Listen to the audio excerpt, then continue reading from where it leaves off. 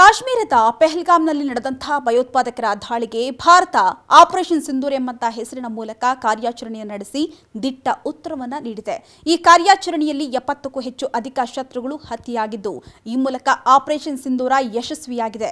ಈ ಮಧ್ಯೆ ಆಪರೇಷನ್ ಸಿಂಧೂರ್ ಎಂಬಂತಹ ಹೆಸರಿಗೆ ಇಡೀ ದೇಶದಾದ್ಯಂತ ಮೆಚ್ಚುಗೆ ಕೂಡ ವ್ಯಕ್ತವಾಗಿತ್ತು. ಇದೀಗ ಈ ಹೆಸರಿನ ಮೇಲೆ ಬಾಲಿವುಡ್ ನಿರ್ಮಾಪಕರ ಕಣ್ಣು ಬಿದ್ದಿದ್ದು, ಈ ಟೈಟಲ್ ನೋಂದಣಿಗೆ ನಾ ಮುಂದು ತಾ ಮುಂದು ಅಂತ ಮುಗಿಬಿದ್ದಿದ್ದಾರೆ. ಹೌದು, ಹಿಂದಿ ಚಿತ್ರರಂಗದಲ್ಲಿ ಈಗಾಗಲೇ ಯುದ್ಧ ಕಾರ್ಯಾಚರಣೆಗಳ ಕುರಿತಂತೆ ಹಲವಾರು ಸಿನಿಮಾಗಳು ಮೂಡಿಬಂದಿವೆ.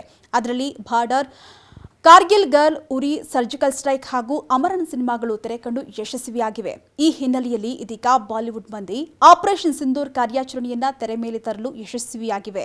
ಈ ಹಿನ್ನೆಲೆಯಲ್ಲಿ ಇದೀಗ ಬಾಲಿವುಡ್ ಮಂದಿ ಆಪರೇಷನ್ ಸಿಂಧೂರ್ ಕಾರ್ಯಾಚರಣೆಯನ್ನ ತೆರೆ ಮೇಲೆ ತರಲು ಸಿದ್ಧತೆಯನ್ನು ನಡೆಸುತ್ತಿದ್ದಾರೆ.